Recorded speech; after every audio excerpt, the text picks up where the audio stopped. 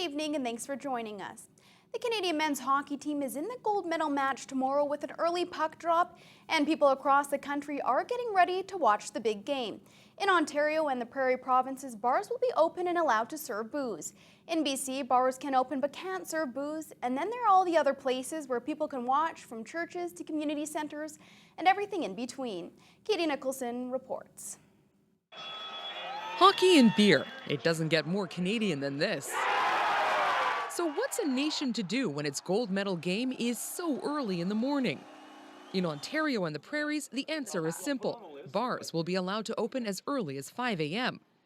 But getting staff to work in the kitchen during a gold medal game, that's a problem.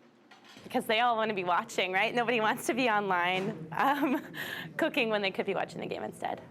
This Winnipeg pub couldn't convince any of its cooks to work the game, so we sort of devised a modified breakfast menu. So we're buying yogurt, fruit, cereal. It can be sort of a buffet style. There will be beer for breakfast. This microbrewery says there's nothing wrong with that. Feels like the whole country is gathering together for this.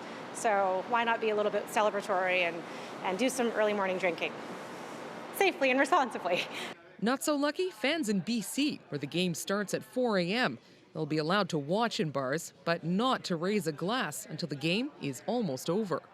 In this Toronto church, Canada's other religion will be observed on Sunday. People are going to be watching it anyway, so in some ways there's no point fighting it. You might as well celebrate it and do it together, and then just be rallying together around something that everyone's interested in anyways. Still, it's likely bars and pubs will pull in the biggest congregation tomorrow. The question, what beer pairs best with bacon and eggs? We actually have coffee in this beer. It's called Stir Stick Stout, and it is a stout that we add coffee into the aging tank. Coffee and beer kind of goes together like Canada and hockey gold. Katie Nicholson, CBC News, Winnipeg.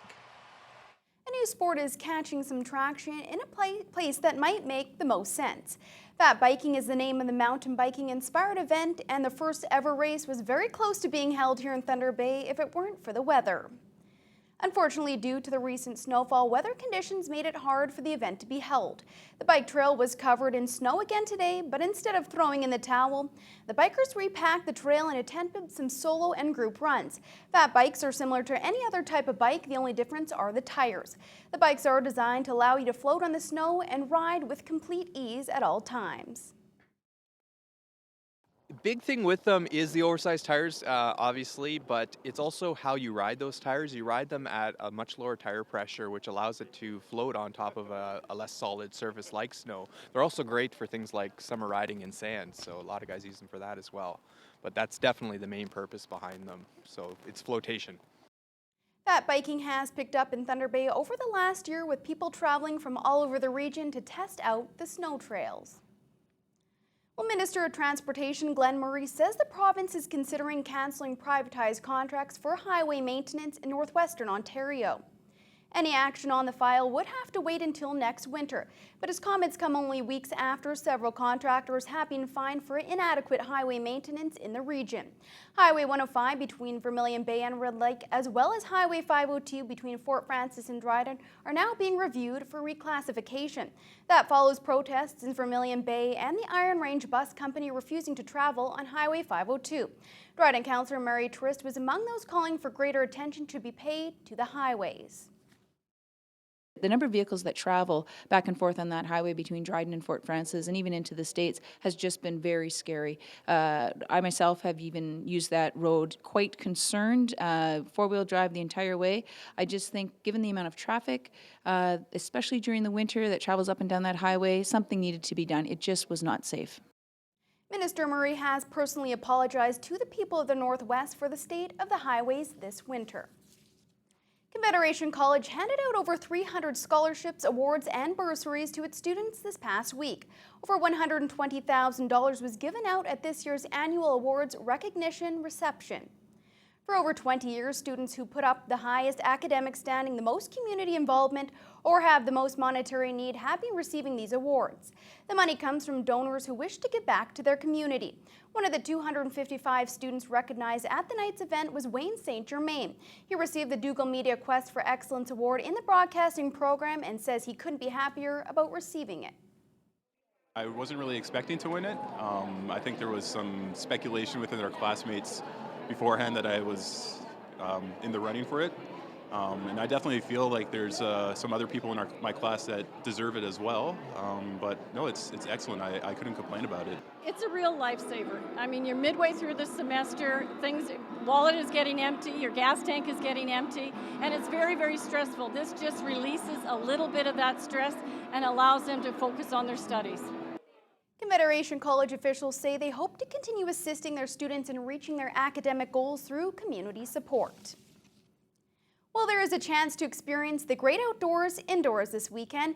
The Thunder Bay Chamber of Commerce, Performance Kia, and Halfway Motors Nissan are presenting the annual Central Canada Outdoor Show.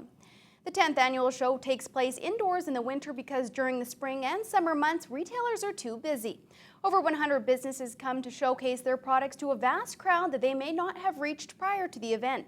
15% of the booths are regional and the rest are local. If you bring the family to the event, there are things to keep them busy, such as archery, air gun, or best camo contest, bouncy castles, tent building, and a moose calling contest.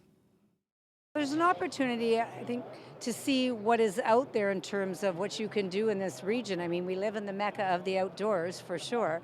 So an opportunity to see the services that are and products that are provided. It's really family oriented too. This show, unlike a lot of other ones that go on in the city, a lot of interactive displays. There's things for the kids to do. There's things for adults. There's some educational things going on as well. Admission is $6 and kids 12 and under are free. The War of 1812 is being brought to elementary schools around Thunder Bay. 3 staff members from Fort William Historical Park recently made a stop at Ecole Grand Morgan Public School. The trio hosted a special presentation for the students on the War of 1812. We were telling them just about the general life of the different regiments, a little bit of the background of the Americans, as well as British North America, also known as Canada. So we were talking about the daily life of the soldiers, the type of food they were eating, medicine on the battlefield, so the type of wounds that could be suffered, all the way through to doing some exercises on marching with them. It was a fun and exciting history lessons the students got to experience. The staff even dressed up one of the students and taught some others how to march and use a musket. The outreach program is part of War of 1812 bicentennial commemoration activities that are offered by Fort William Historical Park to local and regional schools over the last 2 years. The fort will also stage the War of 1812 bicentennial salute on August 9th and 10th this summer. The Liberal minority government failed to gain a win in 2 by-elections 2 weeks ago. That's led to a lot of speculation about a potential spring election. For our TV News Watch question of the day, we wanted to know if you are in favor of holding a provincial election this spring.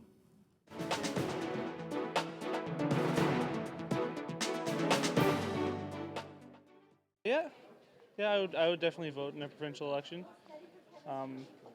Provincial elections are always good. Elections are just straight up always good because you get to pick who's going to speak for you. Yeah, I think I see no merit in continuing the minority government the way it's going. No.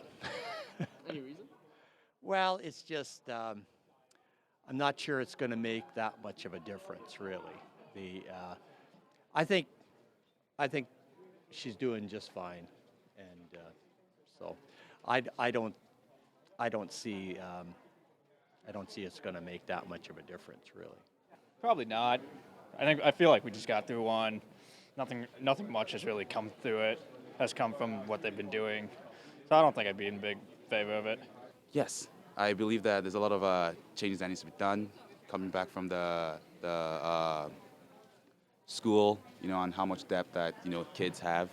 Also, the way the government runs things needs to be changed. The current administration is doing a lot of work. She's doing a lot of good things, but I think it would make more sense for us to have an election in the spring, yes. For the past 16 years, Scrabble enthusiasts have gathered together at Inner City Mall to take part in the annual Scrabble fundraising event. Since the start of the event, the Thunder Bay Literacy Group has raised over $120,000 to support adult literacy programming.